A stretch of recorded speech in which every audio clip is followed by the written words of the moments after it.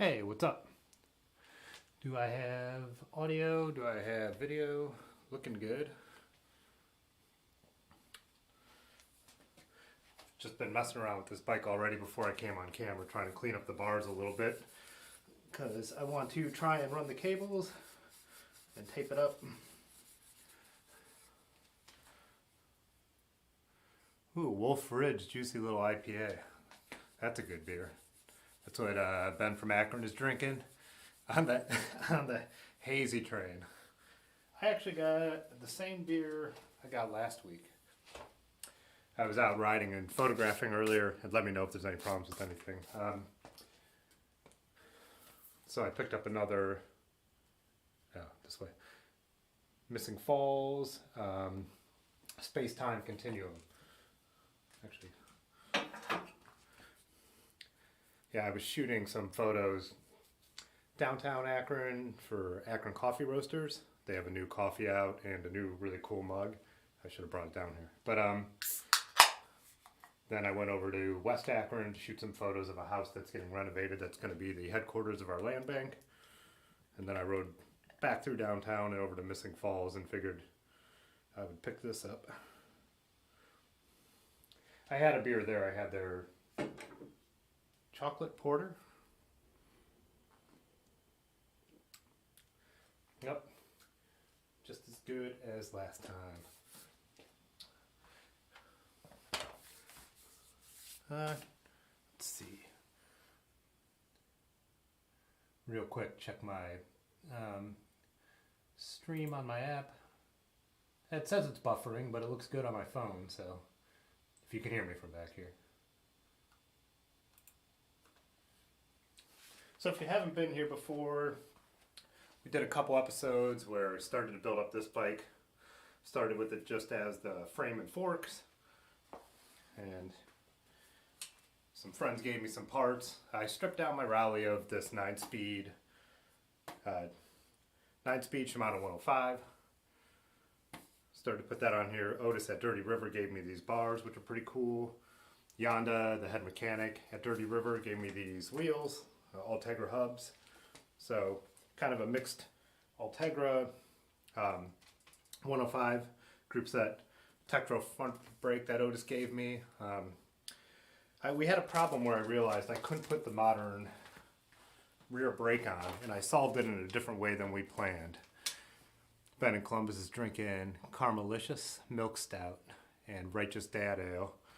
Rheingeist Dad Ale. Oh yeah, Dad is their, isn't that a fall beer for Rheingeist? Yeah. So, one of the solutions that I found for putting modern brakes, so this would be an old set of brakes. Can I get that to focus? What they have is the really long bolt part, and then these two rounded nuts that would go over the bridge. Modern brakes attach with a recessed nut that actually goes into the bridge, and it doesn't fit in old bikes. So what you could do is you could drill it out to 8 millimeters, they say, and drop the recessed nut in. Well, I realized the real problem with trying to drill that out is there's no room because of the seat tube. You can't get in there.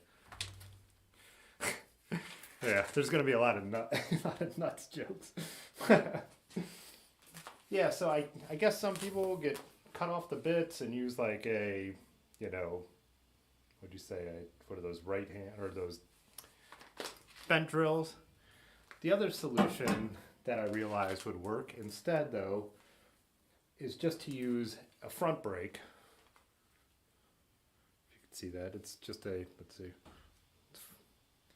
basically a front brake with its longer bolts and then some extra washers. And the reach seems good. I'll have this up on the stand where it's actually all visible in a minute, and be able to zoom in. So if anyone who's watching conical cone reamer fort, yeah, that's the weird thing about this bridge, which I'll show a close-up too, is this actually does have two flat edges, and when I shine the light through there, it almost looks like it's solid all the way through, which still means I could do it, but I think I'm not just opening, the hole on the inside.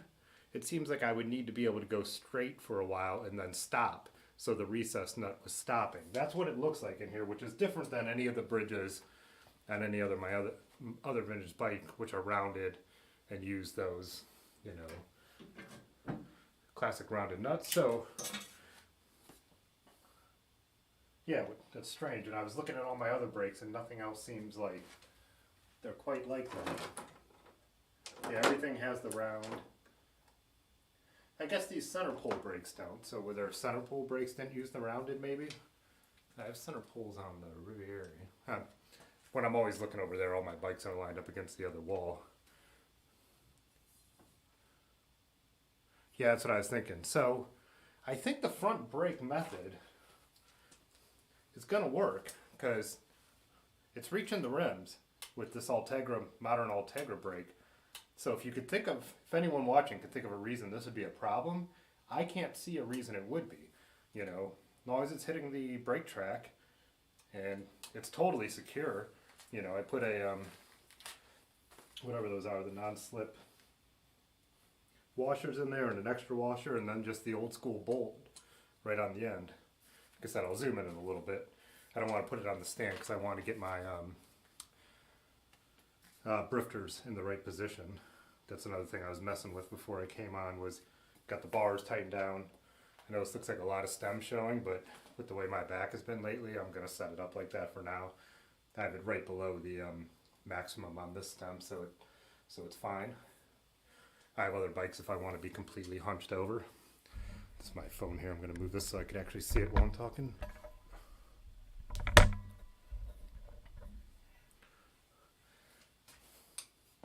So yeah, like I said, if anyone could see a reason that wouldn't work, but to me it's simple mechanics, and the brakes in there good. I can't see a problem with the bridge, and they're reaching the rim. So these bars are different than any I have, and I know one method of aligning the brifter some people use is to bring them right, straight edge to the bottom of the bars. I'm looking over at my Trek 500, which I use as my touring bike and ride all the time, and I have them pointed a little higher, so I think I actually would be a little comfortable with them higher.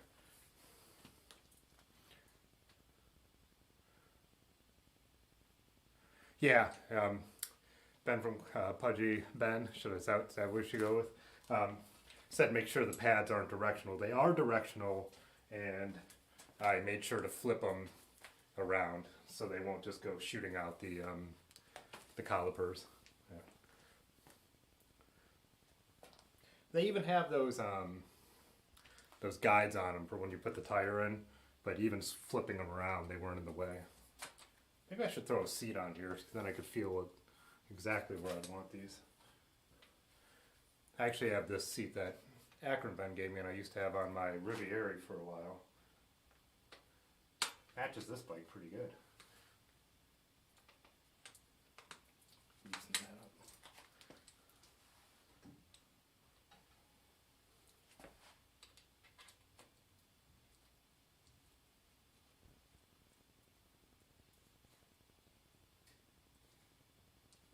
Now I'm trying to remember looking at this seat post where I got this 3T seat post from. I probably say it in the last episode, and now I just forgot because I get stuff from so many places.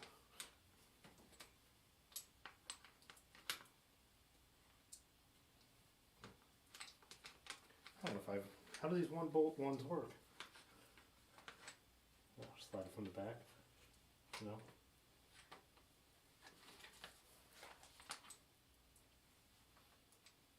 Does it need to come completely off?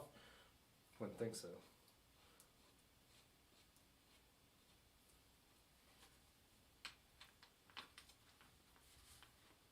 Or does it just bend over? Yeah, there we go.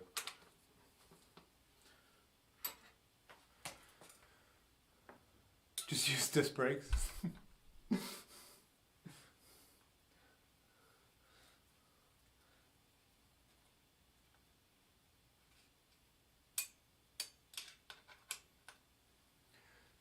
Does anyone go through that trouble? I mean, I'm sure someone has.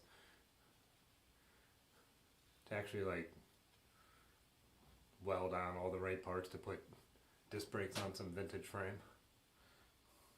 You'd have to really hate rim brakes to try and do that. Once you run into issue with strength of the fork and stuff like that, even if you try to.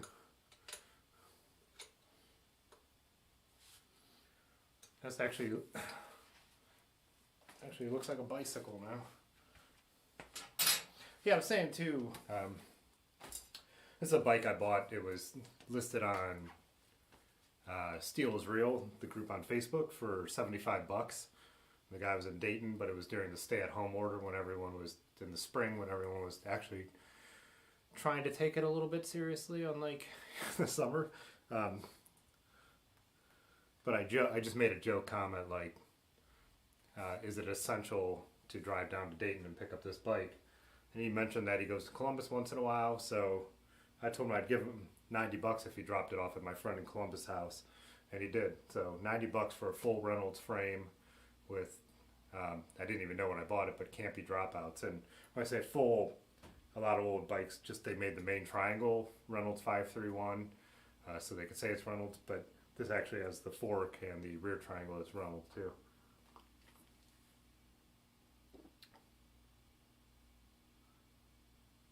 Yeah, so Brake Therapy made a death trap adapter, and some have welded tabs, but it's incredibly unwise. Yeah, it doesn't seem like a good idea. The other thing is, rim brakes aren't really that bad. Like, I mean, people survived on rim brakes for, you know.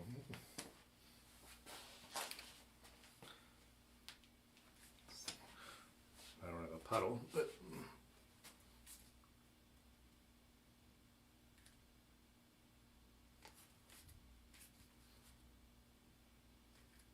Yeah, I'm definitely going higher than putting them level with the bottom of the bars.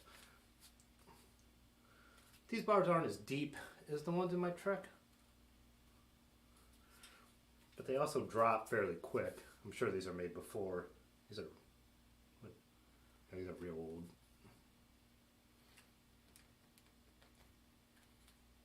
That's good. Let's see if it's low.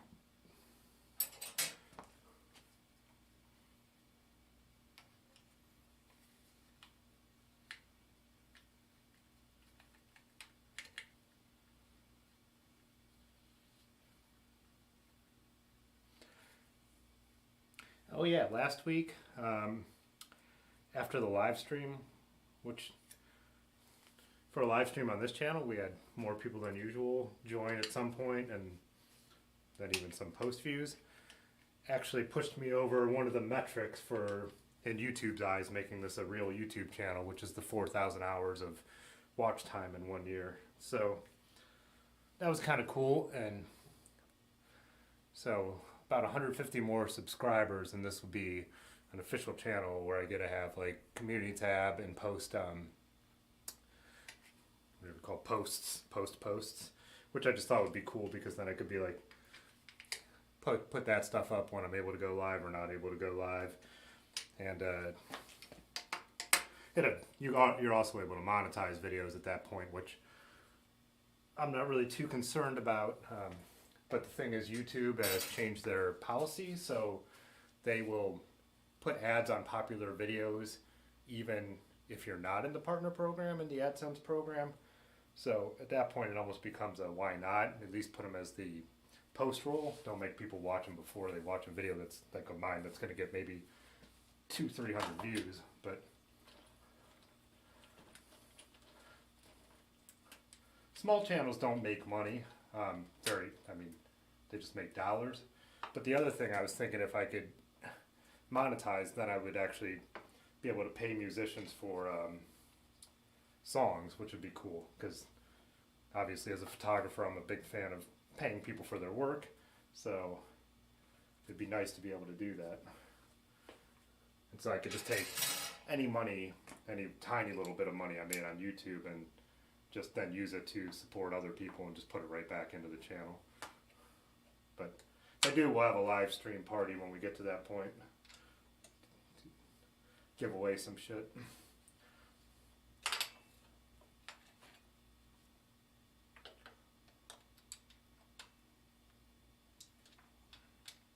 I don't know why I'm messing with this now. It just bothered me where it was positioned.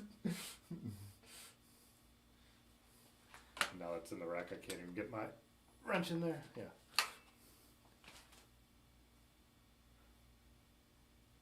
Yeah.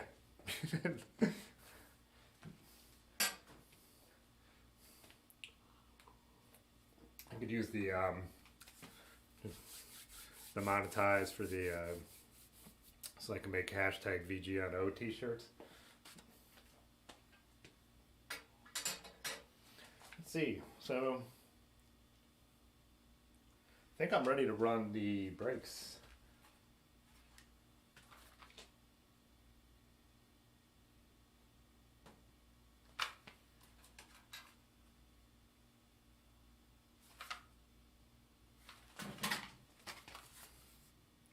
As I had mentioned on an earlier stream, my friend Brian, he owns the tattoo shop, which is 2 buildings over from mine, and he lives right over here. And I was checking my mail one day, and he walked by, and he was like, "I have some bike parts if you're interested." And I was like, "Sure." And he brought these over, and they were like perfect because they are these silvery housings, which will go perfect on a bike that has everything, you know, gray and silver. So.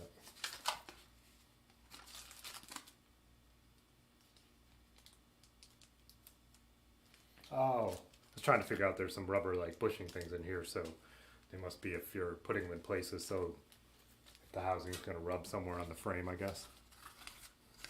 Get some nippers.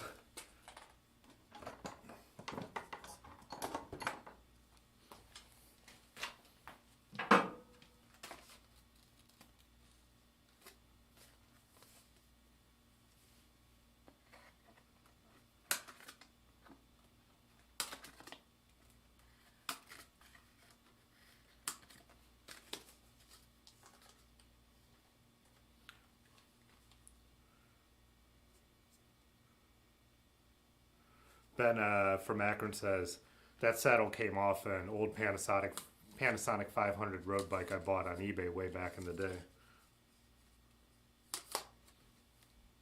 It's a Motobacan saddle, right? Yeah. I wonder if at the point this was made, if it's still the real, probably is, if it came off the real French Motobacan. It says something under here. My first road bike too, my first vintage road bike was my dad's Motobacan Nomad. Real cheap, like real heavy road bike, but I actually have it hanging on the wall kind of in the studio now. I rode it a lot, and then once I got my Viscount and my Peugeot, those were just kind of took over. Oh, is this like...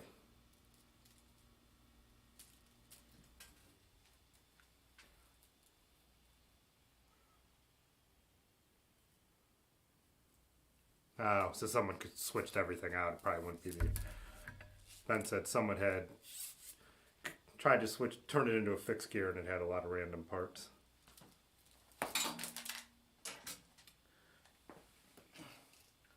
So I have a question for anyone who knows, because I've never seen this. Are these inserts that plastic to make the cable slide through that you have to run through the outer housing?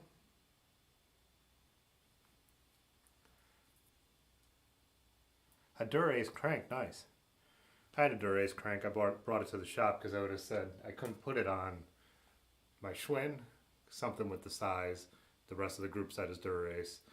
But I can't remember what he said, and then he kept it, and we were going to put it on something else. He didn't keep it, but who knows if that's still around.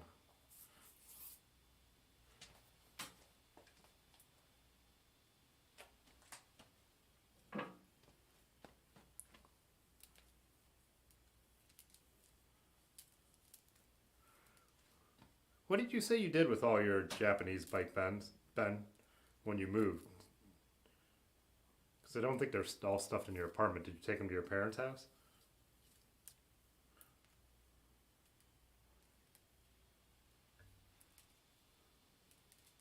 It's for the gaps where you cut the housing to keep out contaminants. Well, there won't be any gaps on the brakes on this bike because everything will run. Yeah, coming from here to here and here through the top and around the back.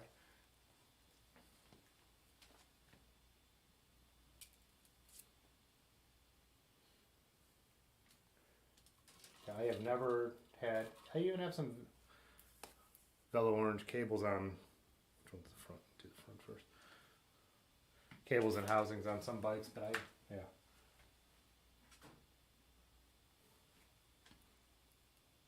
You wouldn't use it personally, so I don't have to work it. Like stressing about a new part I hadn't seen before. Like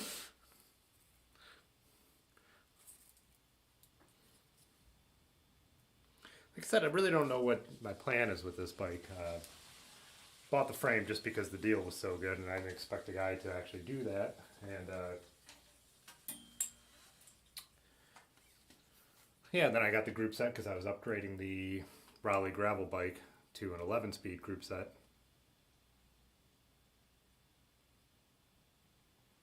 Ben says most of his bikes are at the parents'. I still have that Panasonic tucked in a closet here.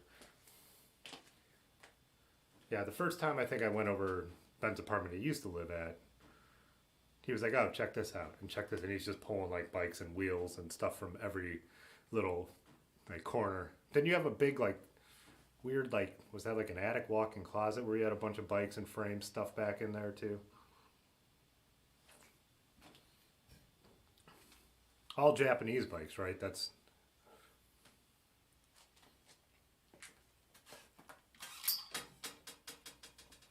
oh. Which end goes on? So it's this one.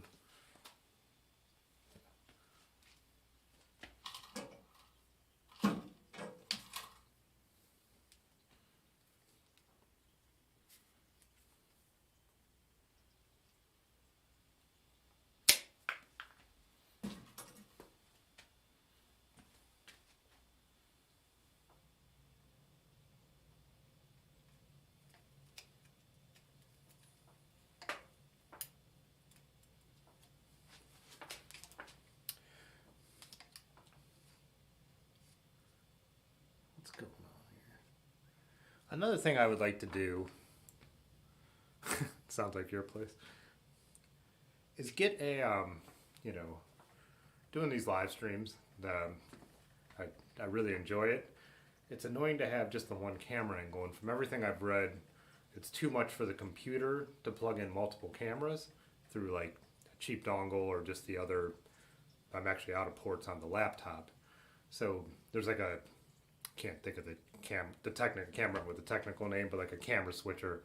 Basically, it's a device with big buttons you can press and have multiple cameras plugged in, and then you could just push what camera to go to. And for something like this, I would love to have like another camera, you know, right here that's close in on what I'm doing, so I could just like tap that button and then everyone could see instead of me trying to have to walk over here and move the lens.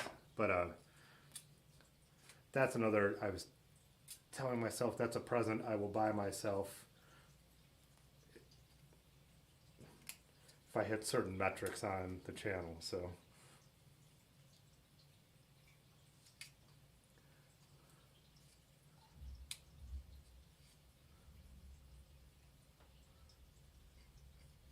oh, there we go. No,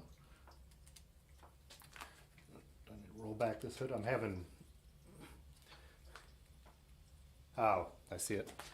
Cable is not coming out the other side. Where's my?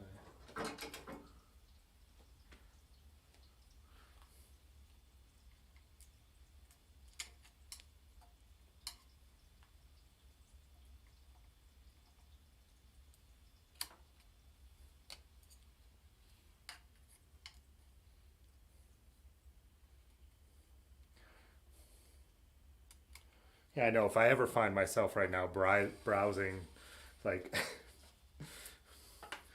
browsing bikes online, whether it's in a Facebook group or Craigslist, I'm like, get off there. Like, until you finish, like, finish this. I have a Jatan Neo Retro build that's half built, which is, I'll have to explain that later, but a different kind of Neo Retro build. And then I have the carbon look, which I've shown before, the vintage carbon look with the Campy group set that my friend Stu gave me the group set for. It's like, these two bikes need to be done before I could even look at another bike. Let's see.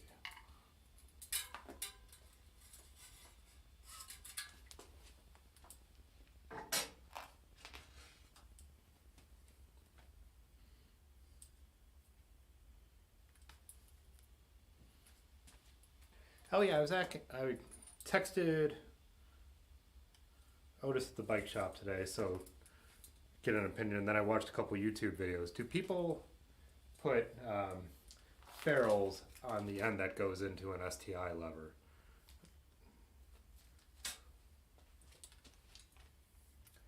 I don't think I ever have, and then I couldn't remember, so I was checking it out, and so I'm going to see what it feels like in this one.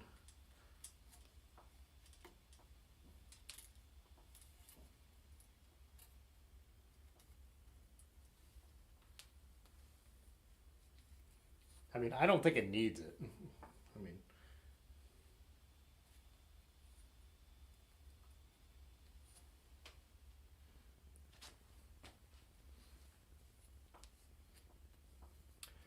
the other thing is these old bars are not going to have that typical groove that modern bikes have in the handlebars, so the cable kind of sits in there nicely.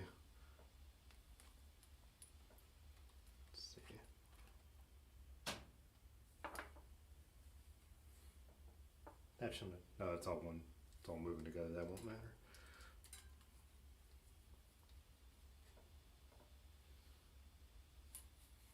Make sure it's all seated.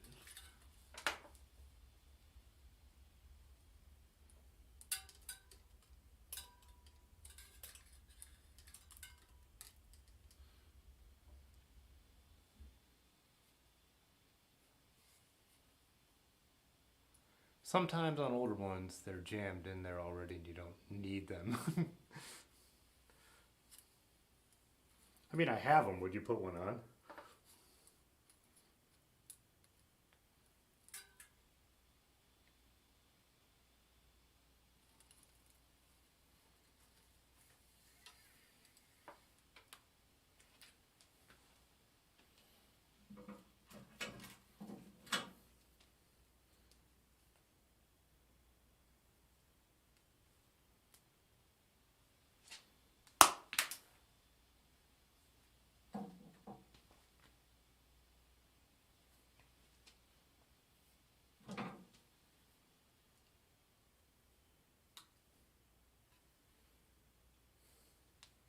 My lights.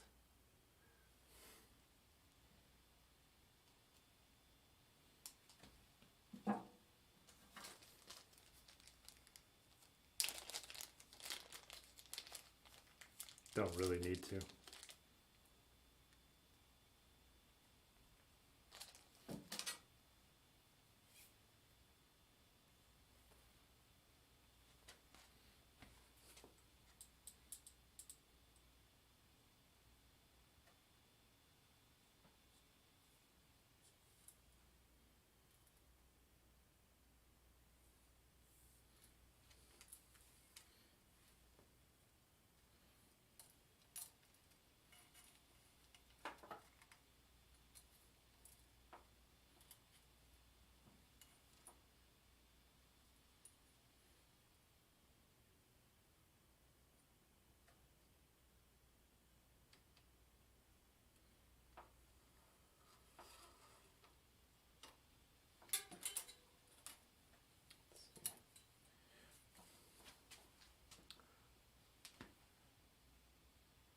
Customer bike shafts, my bike. How are you on the turbo? Lanky Cyclist said he's going to enjoy this while he's on the turbo trainer. How's it going? I'm building up this vintage Barry Hoban. It's a British frame actually made by Falcon. Barry Hoban was the pro that, you know, they branded it after. Full Reynolds 531 build, putting 9-speed 105 on it. I actually kind of, I have a trainer over here and I kind of like it when it worked with Zwift. I went to get on it on a rainy day last week and I cannot get Zwift now to pair with my trainer for anything. My phone paired with the app of the trainer to update the firmware, and Zwift wouldn't pair with it. I rode like for half an hour anyways, but Zwift makes it bearable to me.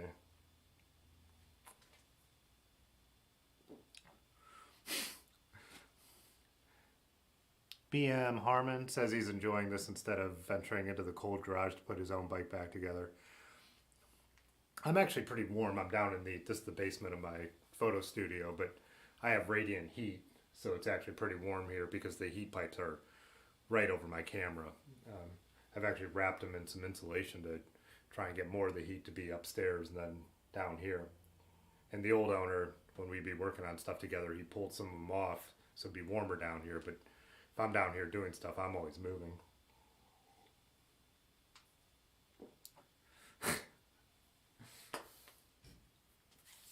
The nice thing about the trainer is sometimes you just want to pedal miles, and in the winter everything is like so much effort to get ready. Sometimes you just want to like get on and like knock out some miles, or at least I do.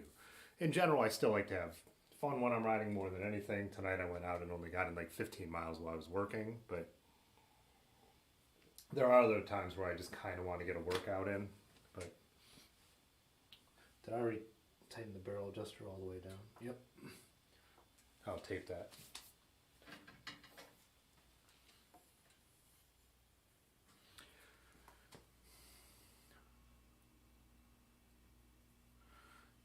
Yeah, well, I'm frustrated because I didn't pause Zwift this summer. So the last time I rode it was when I made a video about it in maybe March or April. So I paid for it all summer without thinking about it because it happens that month. I get the notification while I'm out doing something. I'm like, oh yeah, pause Zwift until the weather gets bad. I never did, and then so I'm like, fine, well I've got it now, I want to use it, and then it didn't work all of a sudden. So pretty infuriating, and I've been trying to get a hold of their customer service. I'm like, I've done everything in the forums, and I'm trying to like do the thing where I'm like, you know, I already did this, I reinstalled everything, I uninstalled everything, don't tell me the basics. It used to work last year, like the same setup. And now the last time they responded was a few days ago. So I'm like, are they going to get back to me? Like, if not, can I get my money back? Use the Sufferfest. The thing I like Zwift is, too, like the social aspect. I've never tried the Sufferfest. I've watched GCN's videos about it. But I don't do intervals. Like, I don't do, like, serious training. I like to... At first, I was just going out for, like, free rides and riding around.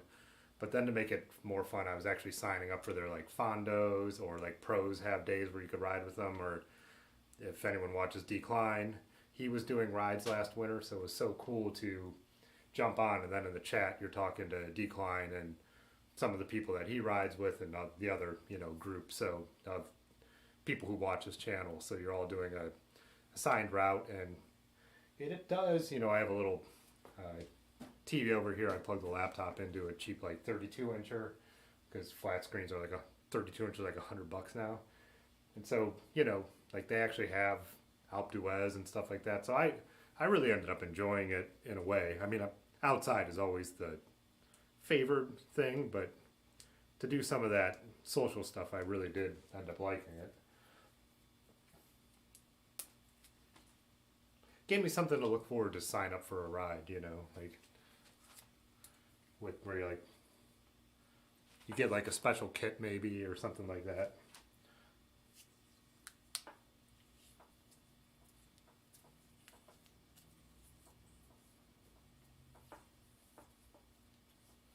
Did I say like 5 times I'm not a bike mechanic? Because I just always want that to be clear.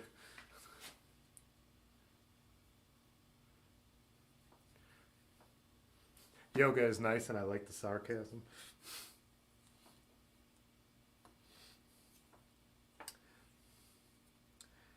I've kind of always wanted to do yoga, and I think it would be good for me, especially someone with sciatica problems and stuff like that. But I've never wanted to go to a place like that's kind of the thing I like cycling. I like and running. I used to run a lot. I walk out my door and do it. Like I never wanted to go to a gym. I don't want to go and ride even like a trainer at somewhere. So it's like I would need to find like an appropriate gym. Now with all the live streams and stuff, there's probably an easy way to learn it online. Is where before it was just trying to find the right YouTube video and stuff that made sense.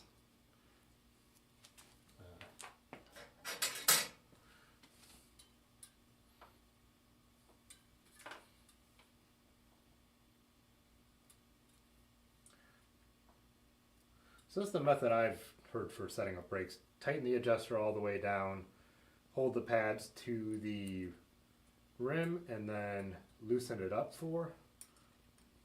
See if that gets me where we need to be.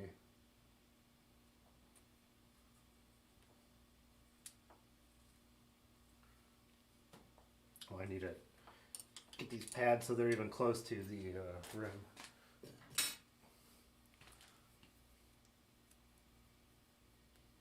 Yeah, YouTube yoga vid and do it at home.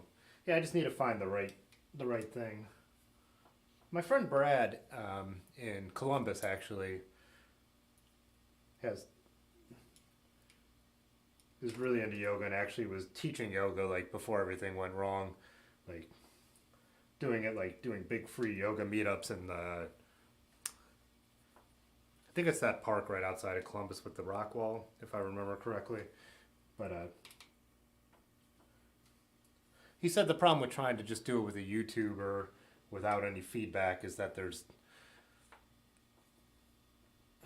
little things that you're not going to get direction on. But as you can see, the way I build bikes, that's kind of how I live my entire life, by just getting enough of an idea and then winging it. So, what just loosened up so much?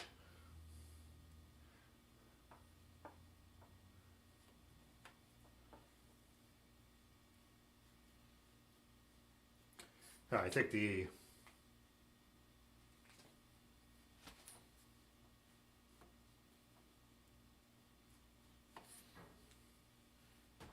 I don't know what I just did, but it's not right. It's decided to make my point for me. Oh, this is that weird freaking brake that Otis told me that I've never seen this style before. It's a Tektro. It obviously has some device to give that bigger release to get bigger tires off, but it's different than any of the kinds I've ever. I mean, I have other brakes that have that, but this one's a little different looking.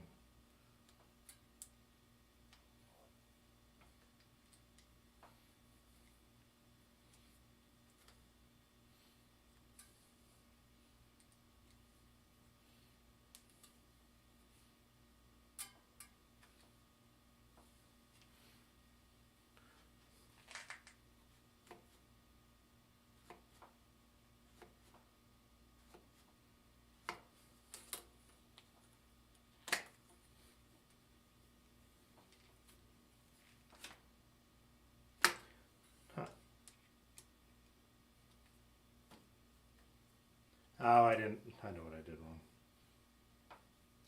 I need to re-loosen the, or put the barrel adjuster back down before I do this again.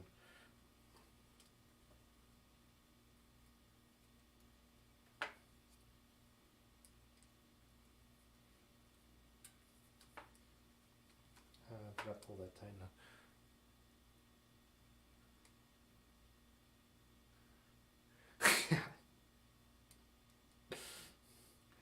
When I have to call like tech support, and it's like, I am not a tech genius, but granted I'm a professional photographer and videographer, so it's like, I have tried the basics, right? You know what I mean? It's like, it's literally my job to, be able to use like software and computers and the latest cameras and all that. So it's, whenever I call someone, I like run, same with like what I just said about Zwift, I run through this whole list of everything I know they're about to say me that is going to raise my blood pressure through the roof. I'm like, I already did this. I already did this. I already did this. Yes, it was unplugged for 10 seconds. Yes, I reinstalled the software, you know. It's updated to the latest version. What version of Windows are you? Dude, I'm not running Windows XP, okay?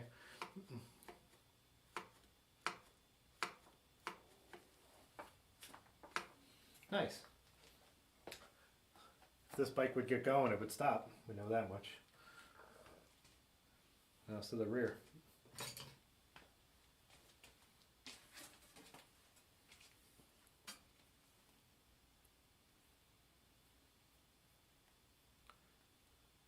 Zwift debugging.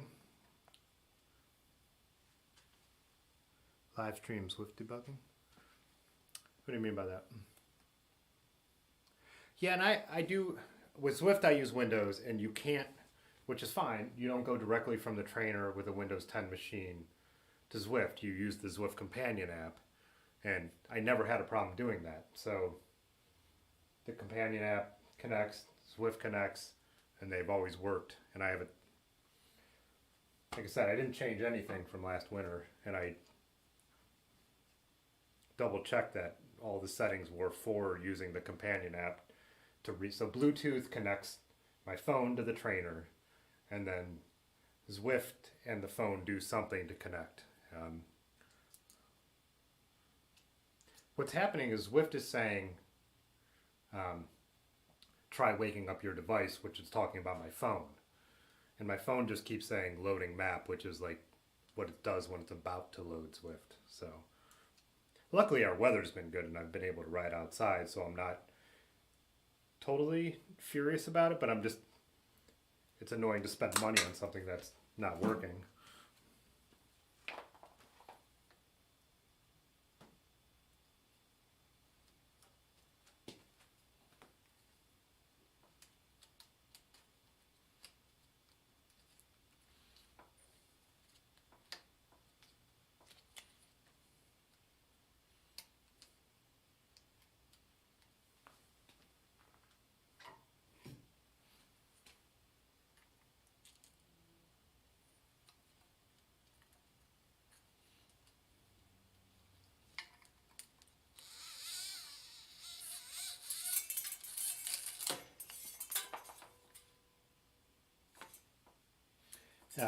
Before I even bother, because I'm going to have to tape this and clean this up a little more.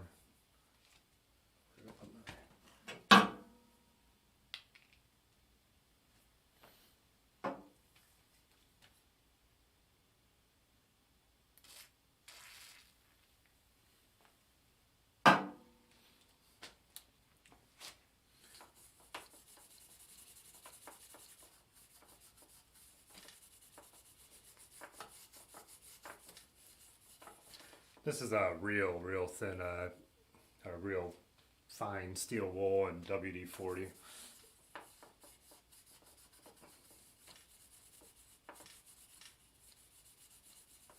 I got everyone at the shop and all the mechanics annoyed at me for calling WD-40 the best winter maintenance tool, but they thought I was talking about putting it on my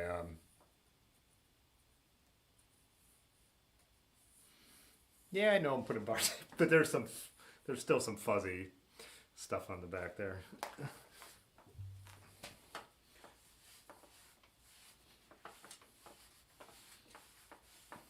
I don't like the, fun. Maybe it's just because I'm used to my real old school bikes where the brake housings come way out the top. I still don't like feeling the housings under the bar tape, and these bars have no, like I said, no recessed channel. But then now that I have the 11 speed on my Raleigh, how both cables go under there, and you really notice that.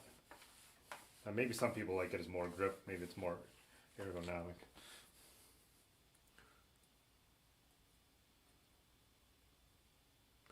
Yeah, I got this with a little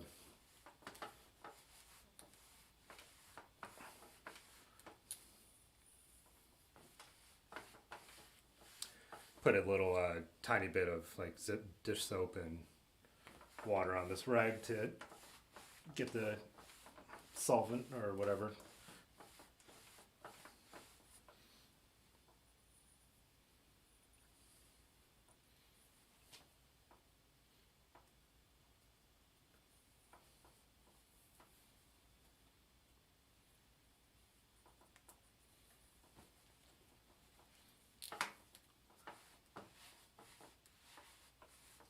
That's the other thing. I have some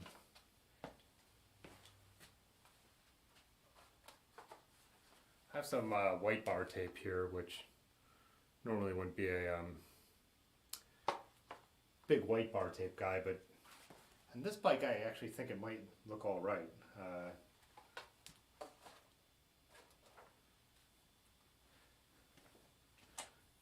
It was free too, so bar tape gets changed, so I could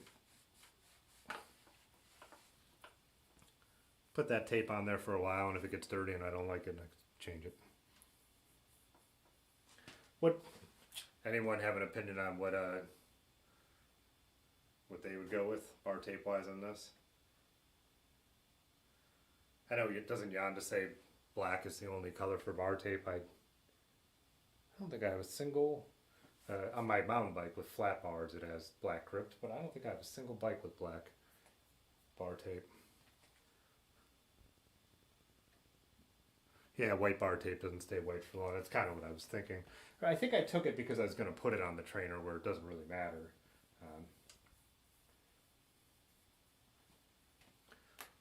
I'm trying to think what would look cool on here. There's not really, I mean, there's zero color accents, and the original decals are like a brown gold type thing, which there's not much of them left.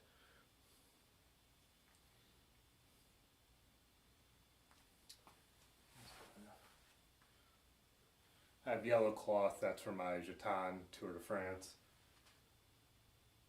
I have some blue cloth bar tape that's going to go on my Peugeot eventually. My Peugeot has that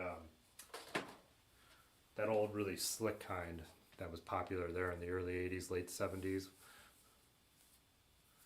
Dark gray charcoal, duct tape. Raw dog it. I raw dog the trainer. There's no bar tape on that. Like I said, I got the white to put it on there, but just never did, and it doesn't bother me. It also has white housings, so it would look. It's a red. Let's see. Can I get a view of it?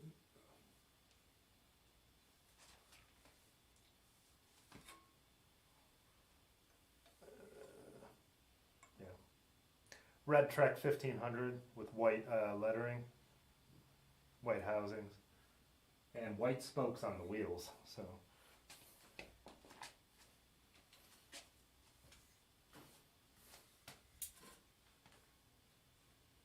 as we'll bring this in a little closer.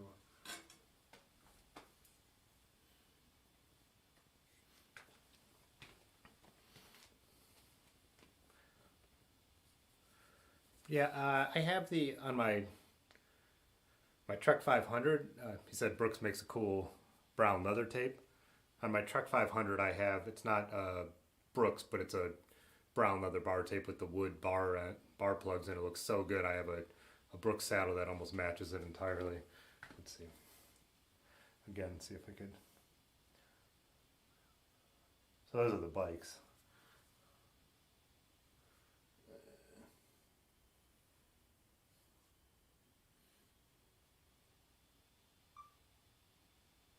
I don't know if it'll let me focus from here. Come on.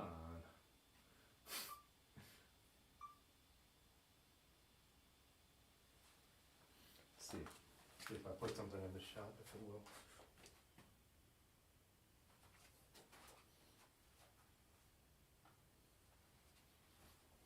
No? I have no idea why that won't work.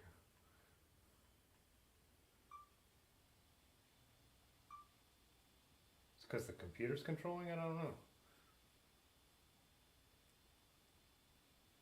Let's see why it wouldn't focus.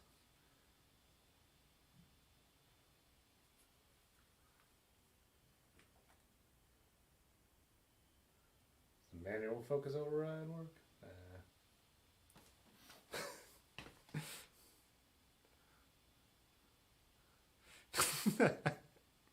Gray new bombs. That's a good idea. Get the gray new bombs. Don't. New bombs also makes the padded cloth bar tape, right? Whatever. There's a blurry look in my bikes because I don't know how to use my new camera when it's streaming. I thought the manual focus override should still work, but apparently not. They don't put switches on these things. They're computers with a lens on them now, which is nice sometimes and frustrating other times.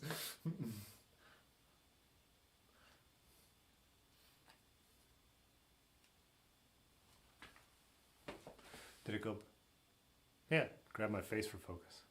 Yeah, gray new bombs. Oh, what I was saying is the well, now I don't have my face in it, but yeah, they make the cushion kind, right? Where it looks like vintage cloth bar tape, but yeah, it's looking for a face, but I was touching the touch screen on the back where I wanted to focus, which it should switch to, but I don't know with the laptop and everything if that.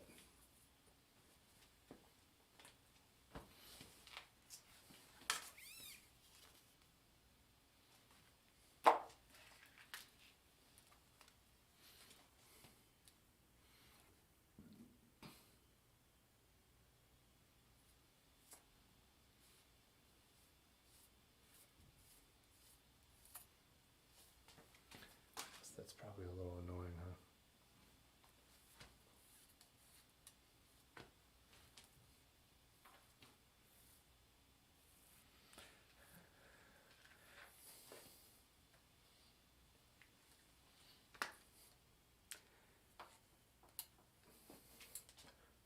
Oh wait, yeah.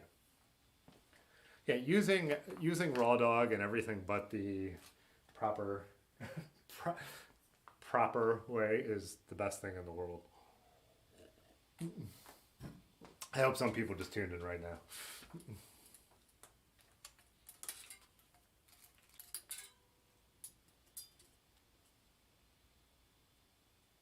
Should I cross this over the front? Yeah. Keep the bend less.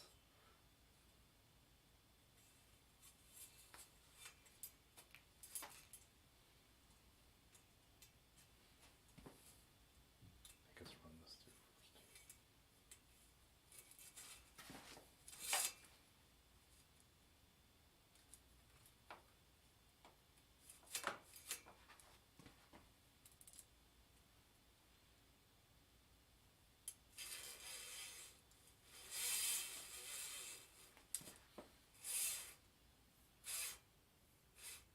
Oh, if I need to cut the housing though, I need to measure. I can't pass the cable through there.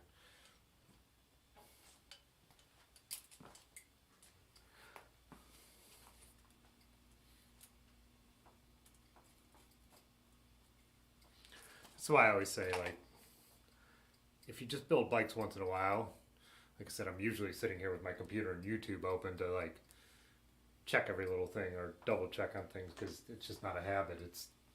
I can get it done, but little mistakes like this you wouldn't make.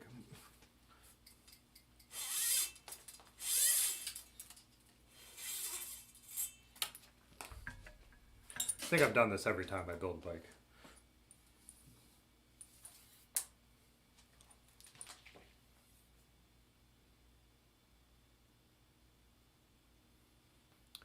Yeah, I had some of like, same on a gravel bike, I had some tape that was really comfortable and it was red and looked cool, but it was kind of soft and I just tore it up so fast. I'm like, I'll never use that again. Like, definitely need to find the more durable stuff. The leather bar tape, I probably have the box over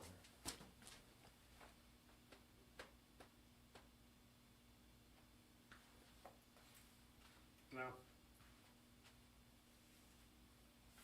Trying to think of what brand I got. It was really nice. And it's gotten wet, and then I just use the Brooks Proofide on it once in a while, and it's great. It looks good. So, let's do it this way.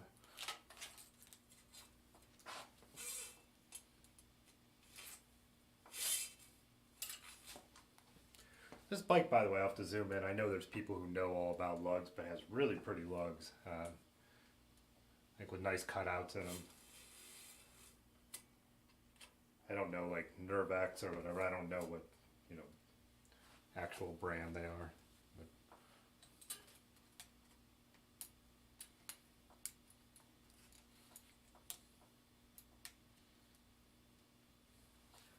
a little extra on here, so.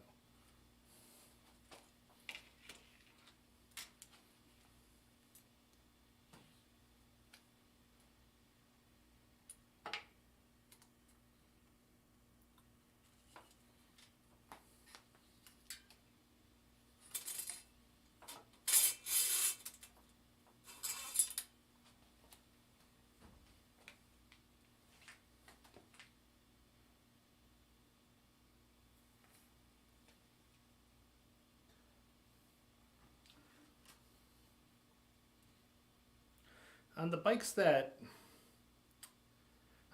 I have, like my Viscount, I have red just cloth bar tape on that bike, just old school, and use the hemp twine and everything, and then shellacked it.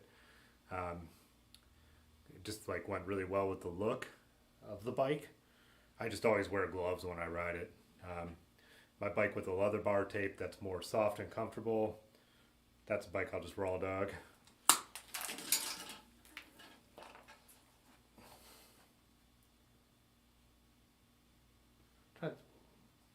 My Raleigh's out of sight, so.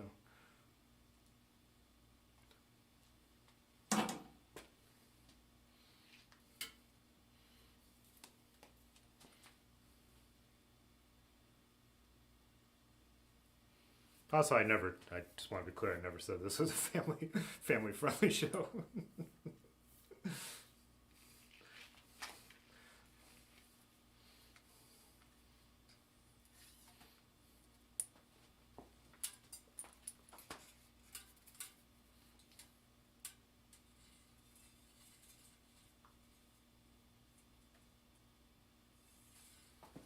I would have liked to have met the guy who was selling this frame. Friend Brad who grabbed it said he was super friendly and super nice, and obviously sold it for a good price, was willing to deliver to a friend's place,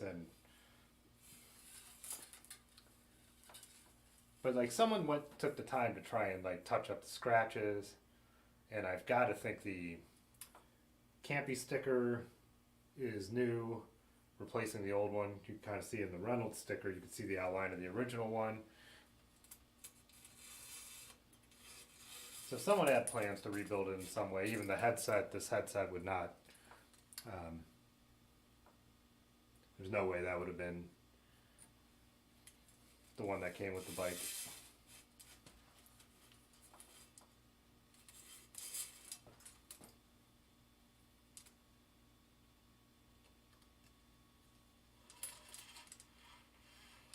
Probably someone like me, not fair.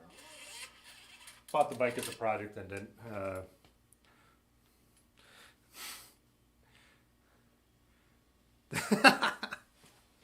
yeah. Ben says, all this raw dog talk, I'm gonna have to go agitate my film.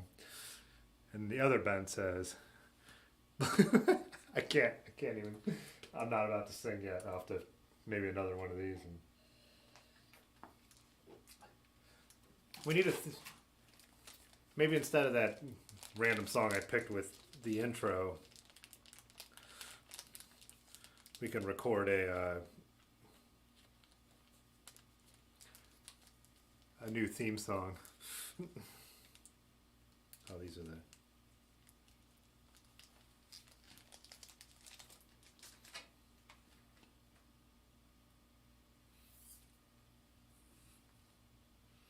Did you guys see in the thumbnail tonight I added the hashtag VGNO? For anyone who wasn't around last week. Virtual guys night out.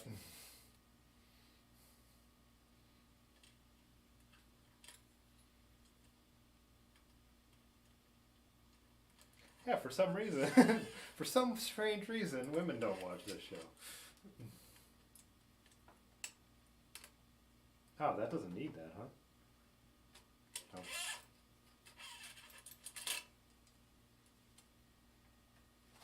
Doesn't fit in the barrel adjuster with it on. Oh, two different brakes. Yeah, so.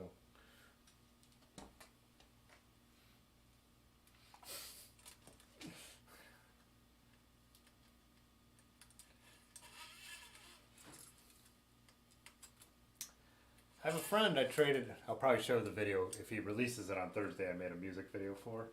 Does that fit in there? It feels too loose now. Am I missing something? No. He's gonna make a couple more songs for me. The song that was in, if you saw Ride Bike Shoot Film, he wrote that, or I don't know if he wrote it for me. He might have already had it, but it's a song he gave me as a trade. So he's giving me 3 more. So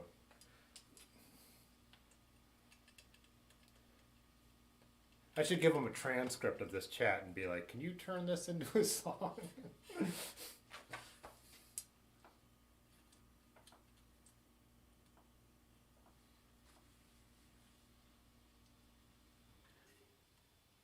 I guess the transcript from like 2 Thursdays ago when I was having a little too good of a time. If there's such thing.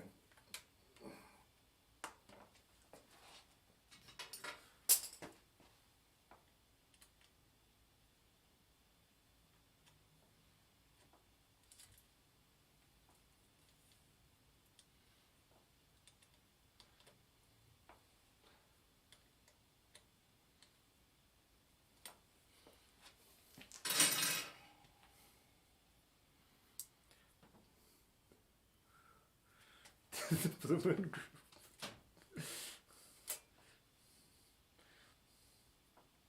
Has anyone looked to see, like, is VGNO Virtual Guys Night Out like a, is that already a hashtag, or is that, do we own that hashtag?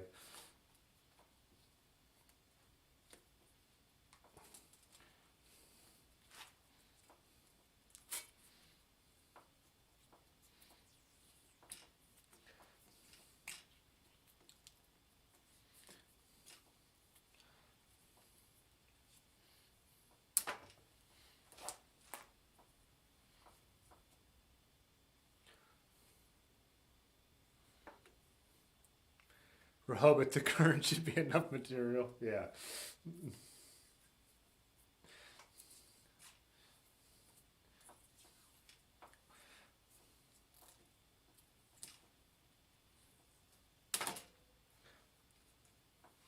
I was going to do it earlier and I just ran out of time, but to Google image search the Blue Moon and see if I could find like their sign, and then I was going to superimpose it on the thumbnail, so maybe on Thursday, if it's just a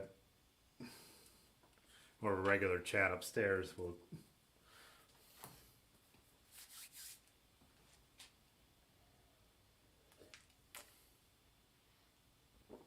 Yeah, Virtual Guys Night Out has to be a thing, right? I mean, that can't just be.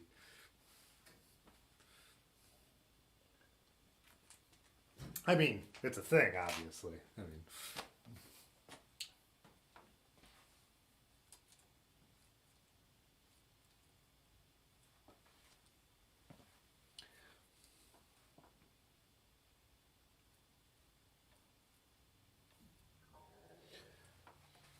Well, that's not right. Too much Blue Moon talk. I'm not getting these brakes done. Definitely not getting to the shifter. I don't shifter cables tonight.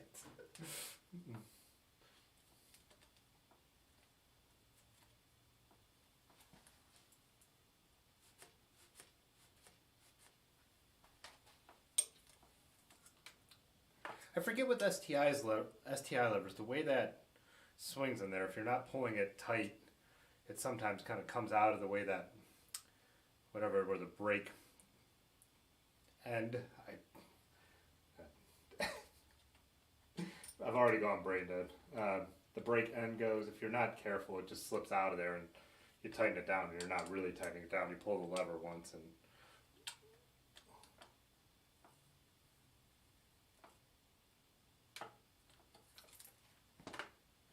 oh, I'm not holding these. Man.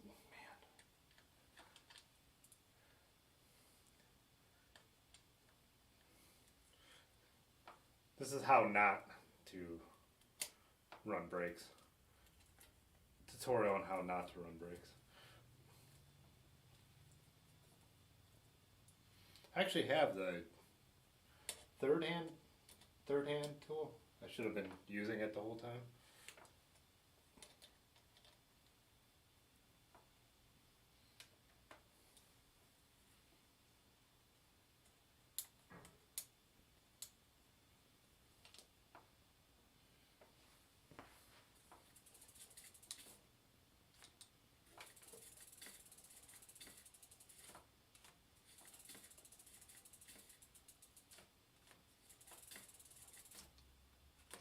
Nice. Brakes.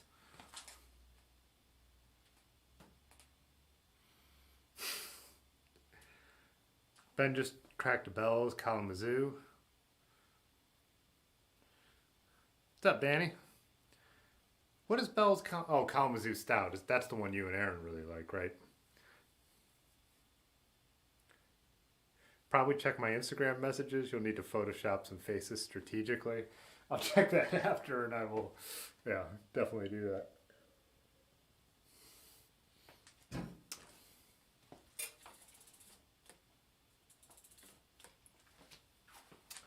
Dude, I know I've said it before, and especially when I have a drink, I just love the way vintage bikes look. I just love the classic triangle. I was actually thinking, Aaron had asked me this, my girlfriend, a while ago. Thanks, Danny. She said if you could just have any bike, you know, like money's not an object, locating it is not an object, what would it be? And I realized I had to break it into, I couldn't answer that question. I had to break it into two categories, like vintage, like a classic bike I just want that would maybe look cool sitting up in my studio, and then I would take for some, like, you know, I would take it on rides, but it would be like a pavement queen type thing. And then I'd have to break it into like a new bike that, you know, in which I'm not even sure what the answer to that would be. Would it be some expensive Di2 gravel carbon bike that could just kind of do everything? You know, I'm not sure that's what I'd want, but would it be like, I really like Look. They're a gravel bike and they have like a green looking one that's really cool. But I don't know, but when I was thinking of the vintage ones, I was thinking the Team 711 bikes in both versions would be really high on my list. The original ones were made by Eddie Merckx, because he sponsored the team early on. And then when Huffy started sponsoring them and Huffy put their decals on them, they were actually the California builder. I think he's from California. Sirotas. If that's how I've never actually heard anyone say it. I always see it written, which are just, both bikes are beautiful. So the Merckx has a very, just because he was originally a Kawanaga rider, very Kawanaga look to the bike. But yeah, either of those 711 team bikes, either the handmade Serata ones or Sirota, or the Eddie Merckx 711 team bikes. I love that paint scheme. I think the Merckx ones were Columbus XLX tubing, and I'm not sure what the Sirotas were, if they were Reynolds or not. Yeah, Sirota, there's a bunch by that builder, a bunch of great bikes. They still go for a lot of money. And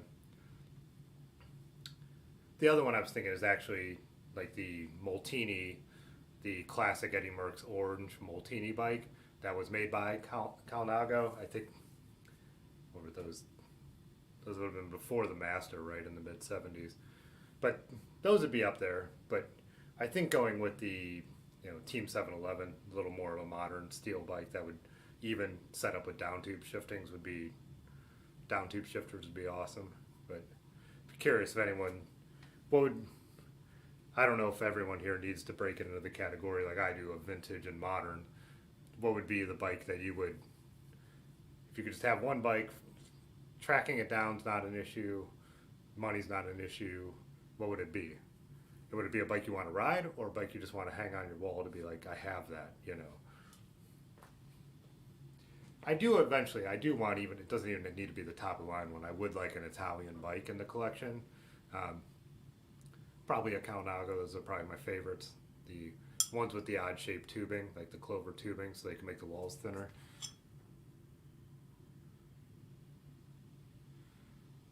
Rode my bike, Danny says, rode my bike to the store to pick up some stuff and saw a Peugeot locked to the bike rack when I got out. Huh. Was it a well-worn Peugeot, or was it something that someone was taking care of and kind of proud of? Peugeots were so popular, like the U08s, the cheaper ones, like see those around a lot. You don't, I rarely see a nicer Peugeot around. Firefly TI gravel and 50. I don't know what the 51 is. That familiar to me? 51 road. I know the Firefly TI. Well worn Peugeot. I've never ridden a titanium bike.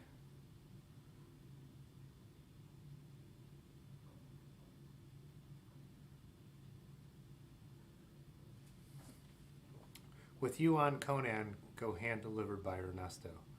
With you, is there a typo in there? Oh, gotcha. Yeah.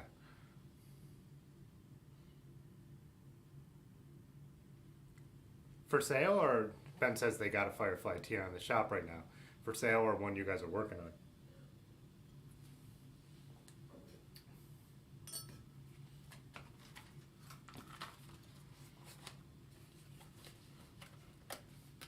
'51 is an Irish frame builder. I'll look those up when I'm off the stream. Look up some of those bikes. Let me get that.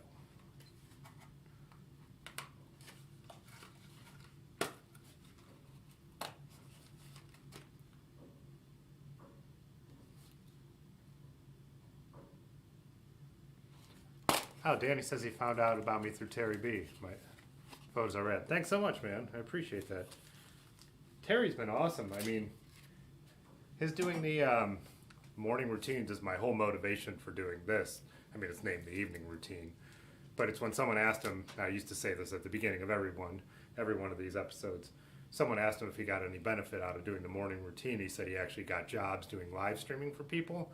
So as a pro photographer and videographer, I figured I should learn how to live stream in case any of my clients ask me. It's a skill I have in my skill set. Don't take this as the example of what it would look like. This is VGNO, Virtual Guys Night Out, but yeah, but learning the software and everything has been really valuable and interesting. But yeah, Terry's sharing like all our videos. It's been really cool. I've met a lot of people. He hasn't done morning routine for a while. He jumped on like a few weeks ago. I think he's in Mexico City right now, right? Or down in Mexico. So he jumped on here one night, right when I first started it, and said what's up, which was kind of cool too.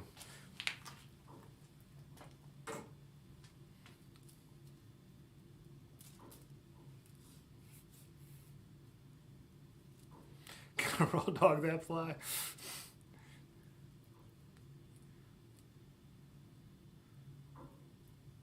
Oh, nice, William. Yeah. Yeah, he Twitch streams a lot more than live streams on YouTube. But I think, yeah, he's just been working a lot more. I mean,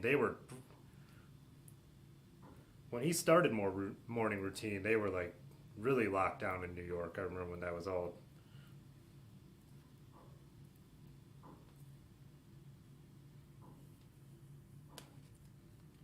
He did the Members Mondays where he was playing channel members' videos, and I actually was not a member at the time, and he was playing my videos anyways, and I don't know if he just dropped those everywhere, recognized my, I don't know, because I had commented on his videos, so I'm like, well, I guess I'll become a member because, you know, definitely got all my stuff way more views.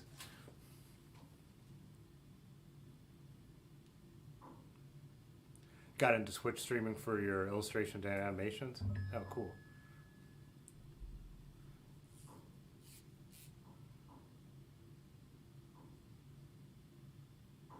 Bear Claw Thunderhawk. I know I've looked at bear claws.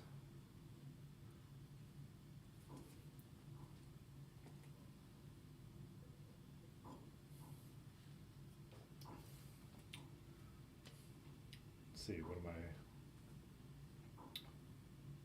Well, I don't need.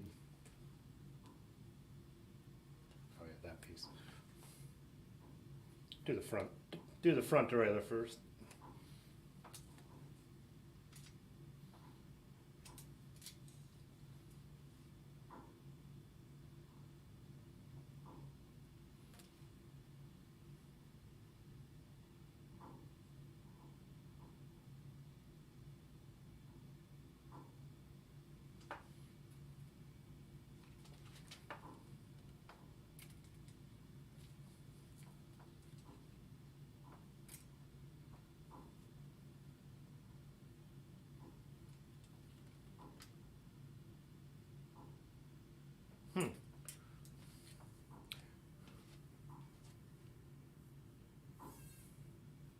gravel all-road bike. Yeah, I'm much more familiar with the quill stem than I am with the threadless, for sure. I only have two bikes that are threadless, which would be my 2003 Trek 4900 mountain bike, which is my winter bike with studded tires, and then my Rally, which is my gravel bike.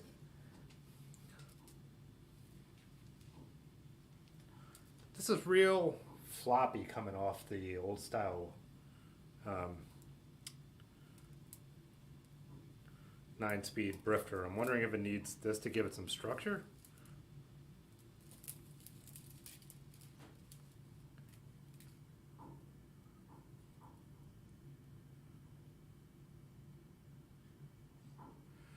Yeah, it always says, don't know what I'm doing, but want to build an adventure bike, currently rolling on a fixed gear and a fat tire bike and want something in between.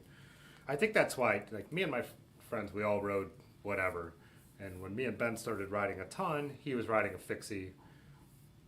And I was riding my mountain bike, but then got into the vintage bikes, but just the old school vintage on, you know, like 28s and stuff like that. And I think one of the reasons we've all just gravitated to gravel bikes is, and the reason they're so popular is because they can be do-it-all bikes. Like my Rally, it's an old 2014, like some people say the first gravel bike, like it's still fast on the road. Geometry is a tiny bit laid back and stable, but it's still quick enough on the road, still got drop bars, but then I only have 42s on it, but I could ride almost anything, even if it's uncomfortable a little bit sometimes. Gravel bikes are really popular for a really good reason. It's just, I have almost, I think I just crossed, I'm about to cross 6,000 miles on the Rally. It's definitely the bike I ride the most, even though I have, I don't know if you saw earlier, a whole lineup of vintage bikes over here.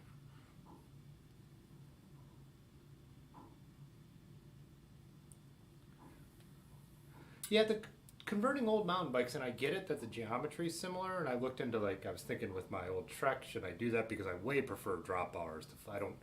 Not a huge flat bar fan, but since I've turned my mountain bike just into a winter bike with the snow tires. But again, to put drops on that, it would really change the geometry. I'd have to deal with the stem length and all that. And then one thing I was like, well, I could put this 9-speed on there, but the gearing wouldn't be right. So.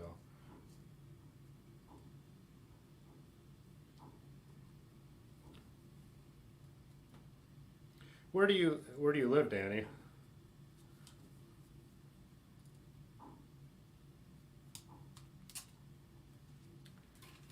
I started to teach myself from YouTube, stuff like RJ the Bike Guy and stuff like how to build bikes from people like that.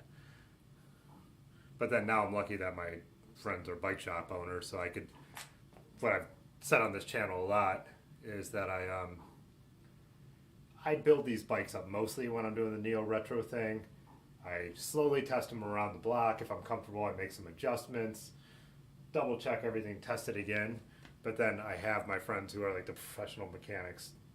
I would definitely pay them or buy them a bunch of beers to button everything up for me. So I don't think we'll get to it tonight, maybe on Thursday, but when I actually try to get everything shifting right, I'll get it close. But then when I have my friend Otis or Yonda, who are sometimes in the chat, they give it the final, tune up that makes it so much better.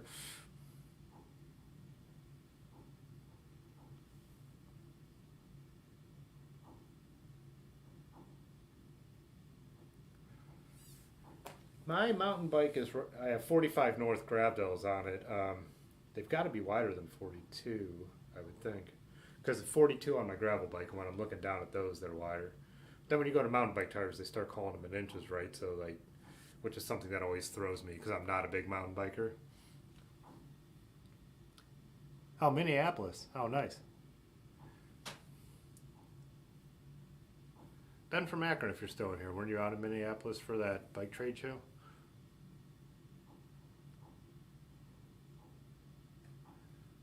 No, I haven't heard of that. Pileta A10s?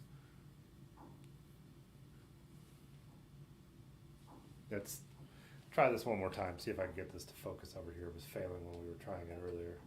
But that's my Trek 4900, which is my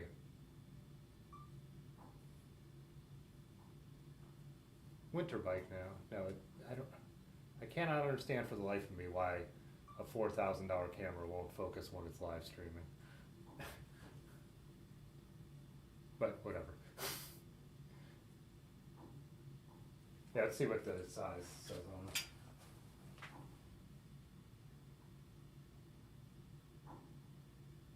Two inches, 26 by 2.0s on this. I need to replace, I've lost a ton of the studs. Not a ton, but every fourth stud maybe. Granted, we ride stupid shit. The industrial gravel thing, like that's.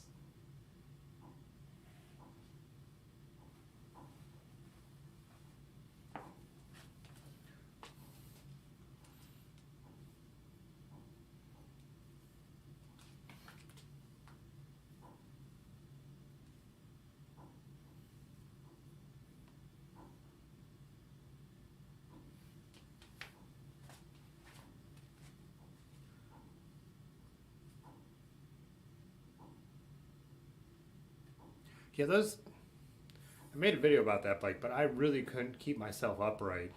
And I thought I was just done with trying to ride in the snow. And those 2-inch studded tires, I'll ride in almost anything. It takes a ton of effort in the deep snow. Usually then I just follow in the fat bike guys' tracks, you know. But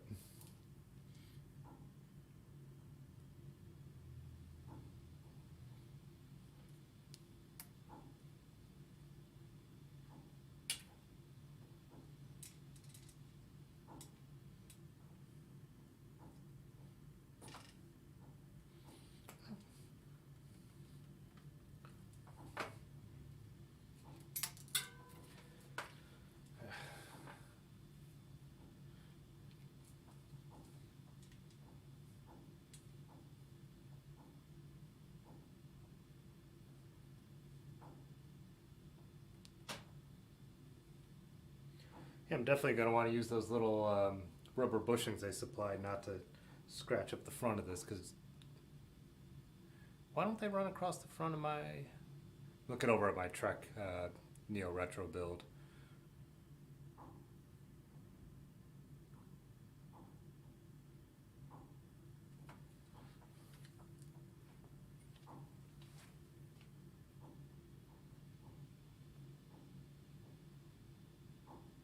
Oh, delivered, yeah. Oh, it's certainly cross-check. I'm always amazed, like, even watching vintage racing, like the vintage Giro d'Italia, where they're riding up, like, they're on, like, 25, 23 millimeter tires, and they're riding up a mountain in the snow. And I'm, like, falling all over the place. I'm like, I just don't get it. And I still, New York, like, Terry, sometimes I've seen him and his friends out on, like, their road or fixed gear bikes, track bikes, and they're riding through the snow, and they're fine. And I'm like, I've tried that. I have decent bike handling skills, you know what I mean? Like I said, we ride really gnarly gravel. Used to do it on a road bike, on a skinny tired road bike. But it's the snow, if it's slippery, it's slippery. I'm blown away by people riding that without studded tires or appropriate bikes. I don't.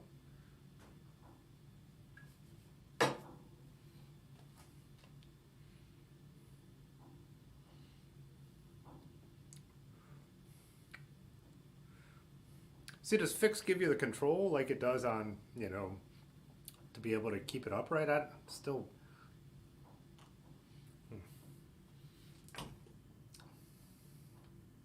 amazed by it.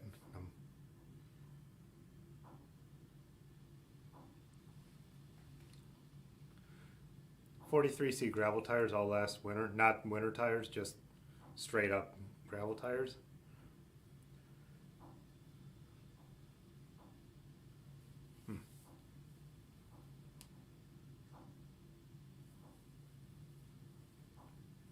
I think maybe one of the things around here is, one, Akron is a poor city and we have not the greatest of snow removal, but we also go out and ride a lot of the bike paths and still go off-road. And the bike paths, if hikers get out there, it gets warm, it gets cold, it gets warm, it gets cold. You get the footprints, you get that crazy, crazy like icy snow. That's just super hard to ride in. Terravale Cannonballs? Oh, that's what I run on my Raleigh. Yeah, there's not a chance I would get down the towpath here with that bike set up the way it is in the winter.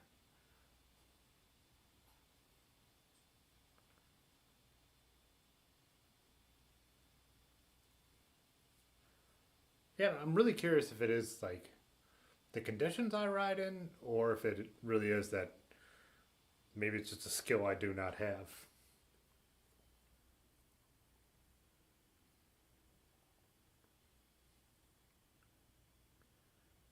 Yeah, I'm always even with my mountain bike with studded tires, I'm always testing the brakes to see how much traction I have.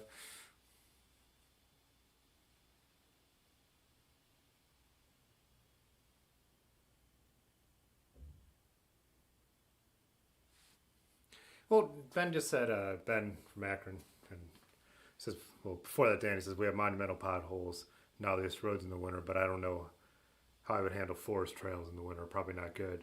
But then Ben from Akron says I couldn't do fixed on ice. Never tried with studs though. But remember, Otis even went out on his. I mean, granted, it wasn't fixed, but he had those like 32 studded tires. The one night we were riding on the bike pass, and he was struggling, but I was fine on the mountain bike. And I think you were riding. What's that chunkier all city you have with the really aggressive snow tires? And I remember you were able to ride really fine on that. Yeah, I guess you have to. If you're gonna do it, you have to learn. I tried to go on a bike packing trip with Watch Your Face and a couple other people when it had snowed a bunch, and I got from here, which is Cuyahoga Falls, to downtown Akron, and then we hit the bike pass, and I was just we had like what 20 more miles to go, and I made the smart decision to be like, I can't, I can't do it with all my weight on the bike and everything. I was like, oh, I can't. This will take me all day to get there. Oh, the Electric Queen, yeah.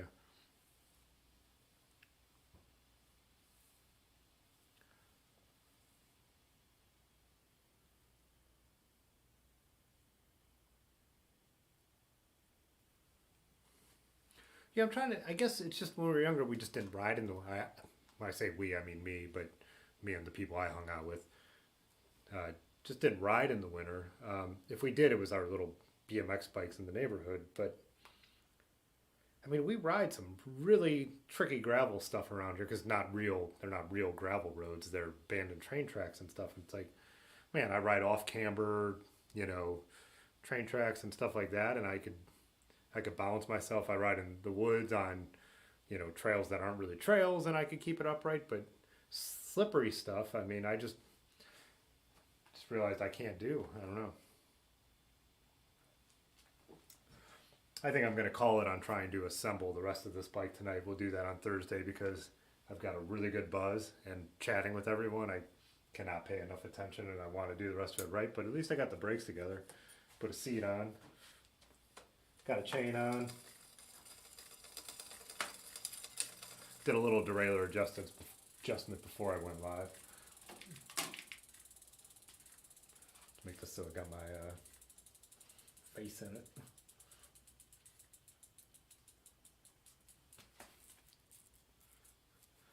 Oh, on your Electric Queen, you had those 45 North Rothschilds. Those things were super aggressive. Like the rubber knobs were sticking way out with the studs in it. Those were, yeah, probably the have to be some of the most aggressive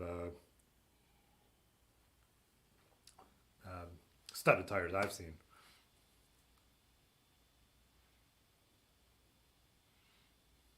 God, that sounds nuts, Danny. Yeah, I think that this is going to be a rad bike. Like I said, I'm not sure what it.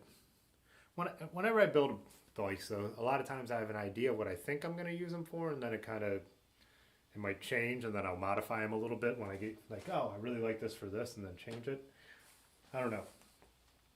It does kind of duplicate my Trek 500 in a way, but I do have racks and stuff on that and use it for touring, so maybe I'll just keep this kind of a lightweight but not too aggressive bike. Definitely I'll put 32 mil tires on it. I don't our roads are so horrible in Akron. I only have one bike with less than 32 millimeter tires, and it's my Schwinn, which is the one bike I have set up super aggressive. It's a Neo Retro build. It's a Columbus SLX tubing, pretty lightweight, some fairly lightweight for the time wheels, and then 9-speed Dura-Ace.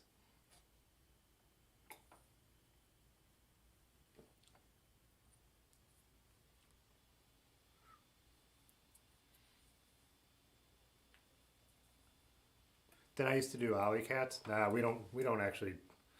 I mean, there's like nothing like that around here. Me and Watcher Face have always talked about trying to set up some kind of like, it's hilly around here. We have a steep valley, and so we've always talked about trying to set up kind of like one of those Pittsburgh Dirty Dozen races, but in an alley cat style where you just have to hit all the hills, and but not in an order. You choose it, but well, this year no one organizes anything, obviously. But I guess that's something you could actually do, social distanced. But we just really like to go out and ride all the time, as much as possible. We like to find, and I always say it on here, but what we call industrial, or I call industrial gravel. These, we're in the Rust Belt, so like the old abandoned, they used to be train right-of-ways, or some people have bought like big properties, and it's some guy that's old and he doesn't go out on most of it, and people have put like, I think a lot of them were created for four-wheelers or motorcycles, and we go and find those and ride them, kind of like guerrilla mountain biking almost. I don't know what you would call that.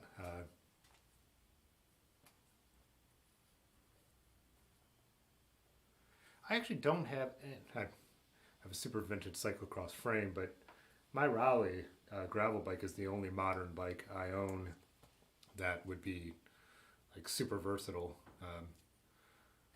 When we started finding all the off-road paths, we just thought they were cool and didn't think anything of them. And I was riding it on my vintage Peugeot. Let's see.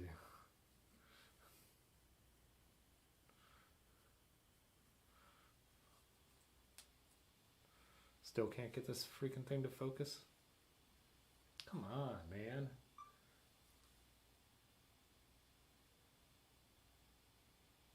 I don't know what I have going wrong.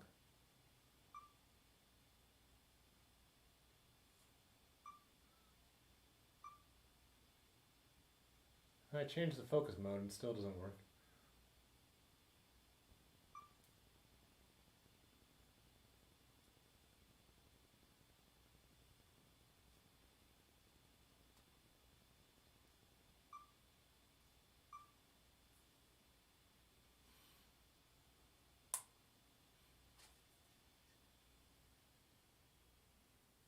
Huh.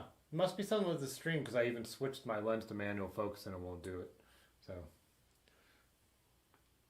whatever.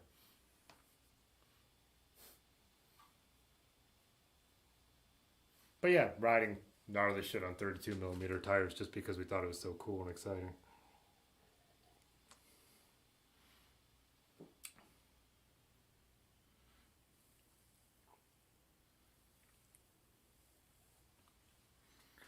We'll have to come visit you, Danny, when this is all over and ride some of your stuff, and you come ride some of our nut stuff.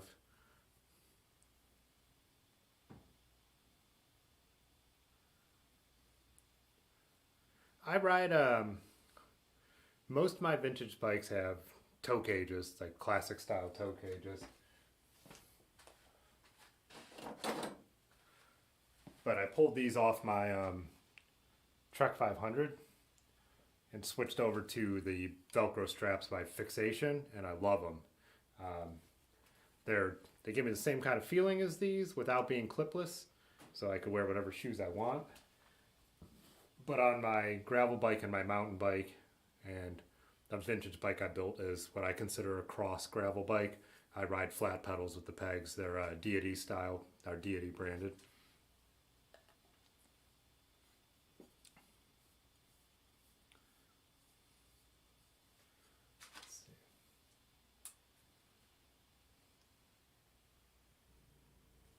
Yeah,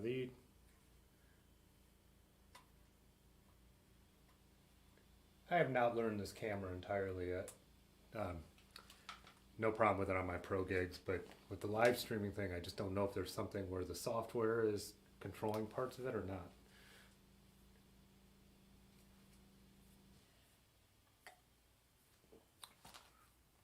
Yeah, I think Fixation is from Milwaukee, right? In my mind, I associate them with New York because I always see those. I don't know the name of the scene. I even asked Terry one time the live stream, like, what do you call those dudes? Like they're like it's like that fixie freestyle thing. That's like kind of wheelie kids. Like I've heard them called wheelie kids. But yeah, I always see it in their videos when those. What's the really cool YouTuber? He's out in San Francisco now. He makes beautiful videos, but I always see the guys. It'll come to me. I don't think Watch Your Face Ben is here anymore. He knows his name. But I see all those guys riding them. Then I tried them out. It was mainly because on my Trek 500, the cages, doing bike touring and with a heavy load, I started to feel my foot getting really smashed in the front of the cage, and I ended up riding upside down a bunch. So I tried out the straps, which can be ridden upside down because they have the pegs on both sides, the little cleats on both sides. They're just so much more comfortable around my foot. Slumworm, yeah, Slumworm. In all his videos, I always see, yeah, Matt Reyes, yeah. Reyes, yeah. I always see in his videos the guys riding those straps. And I think Ben actually, as the Watch Your Face, turned me on to him anyways.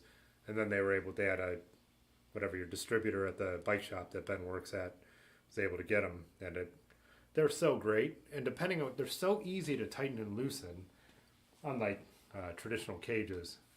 And so it's like if you're just out on a long ride, they're so easy to tighten down. Or if you're coming up to a climb you want to kill, tighten them down really hard. But if I'm in this, like doing a lot of city riding, I'll keep the one side looser where I need to put my foot down.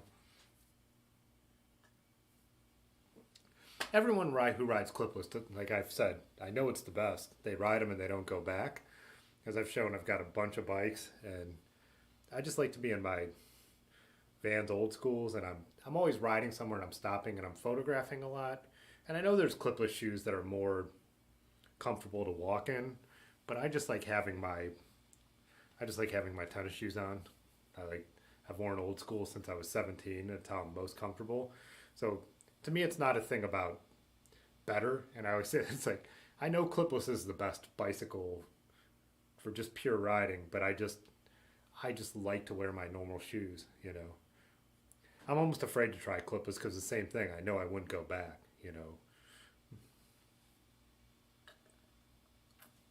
But we we stopped at it for about a month now. But we have a Wednesday night ride, and we're always going to a bar or a brewery. And I love just being able to get off my bike and be in my regular shoes. It's just a personal thing.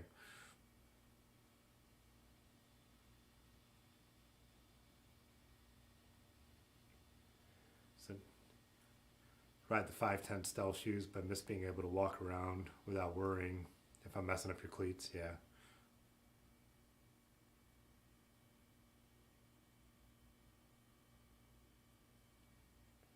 Free ride stuff, clipless is too dangerous, but everything that you don't have to bail, it's the best. Yeah. That's why I really like flats on my gravel bike because it just takes away just being able to put our foot down. Like I said, because some of the stuff we ride is stupid. It's not even like steep up and downs. It's just a lot of I just don't like to put my foot down. So we'll kind of be hitting technical stuff where you need to get around stuff and all that. So it's kind of fun to just be able to. You don't have to worry if you're on flats and you could just put your foot down. Cages. My first mountain bike actually came with cages on them, and I hated it. It's the worst thing ever. If I'm gonna especially then there weren't any mountain bike trails around here. They were plastic cages, and so we would be riding like the hiking trails and stuff that weren't made to flow well, and you'd hit some creek or some crazy little thing you had to get down, and then your foot's it's worse than clipless because clipless is a twist and then put your foot down. Cages is pull your foot back, put your foot down. I mean, I've fallen over a little buzzed at stoplights in my toe cages. Go to put your foot down without thinking and go right over. Had some gnarly, yeah. I guess the thing with clipless would be, you said you had some gnarly wrecks with cars. Too, I guess that'd be when something unexpected happens, but your foot's not going to reflexively go down because you didn't know you were about to get hit. But yeah, I'm wondering how much worse it makes a wreck if you can't get your foot out because you have no reason to try. But again, if you're going to get hit, it probably sucks no matter what. Because I never, you know, I've hit some hole on my gravel bike on flat pedals and gone over the bars, and I'm not sure if it would have been any worse if the bike was stuck with me or not.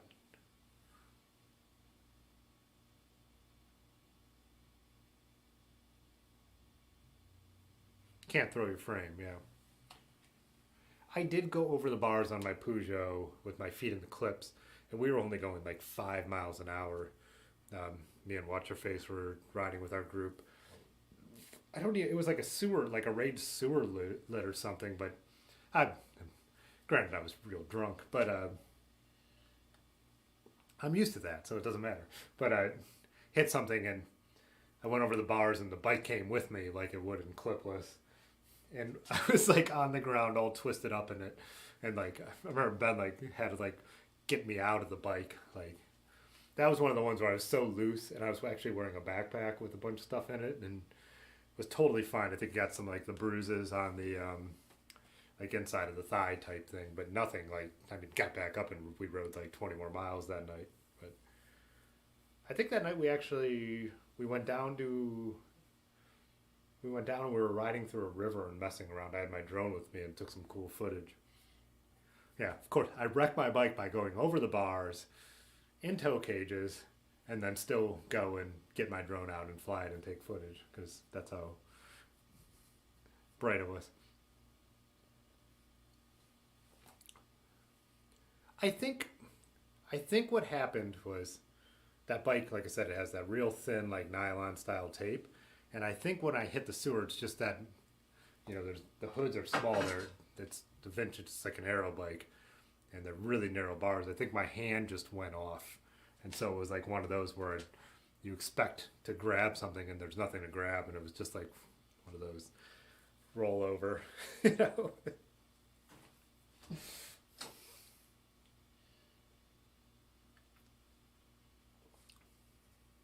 Let's see.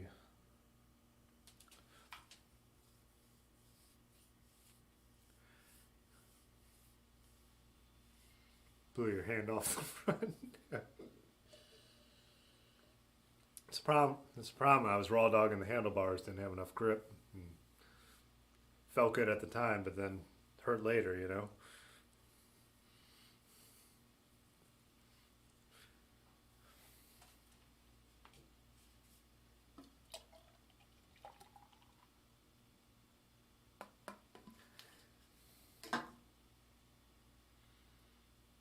Well, I think I'm gonna run. It's 10:45.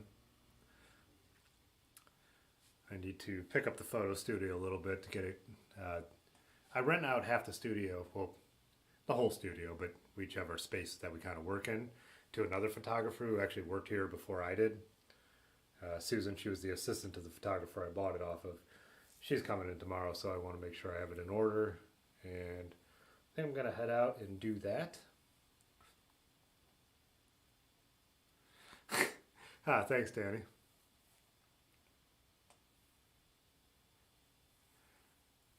In the winter, I got a whole glove system for the winter, but those Defeat wool gloves are my number one, but then I go all the way up to lobster gloves for that if I need them. In the summer, I love the vintage, the ones that, they're new, they're made new, but they like the cotton twine on the outside and the leather on the inside, like some Eddie Merck shit, you know. Yeah, anyways, guys, yeah, Thursday at 9 o'clock, we will be back here.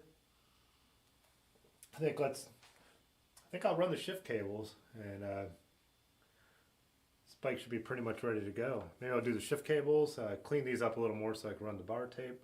Still some chunky pieces on there. Like I said, if my one friend that I made the music video for has that ready, I'll have that queued up and we could check that out. It's pretty cool. We shot in some abandoned places that we found while bike riding.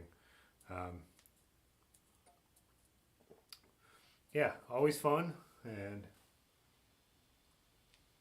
yeah, see you on Thursday at 9.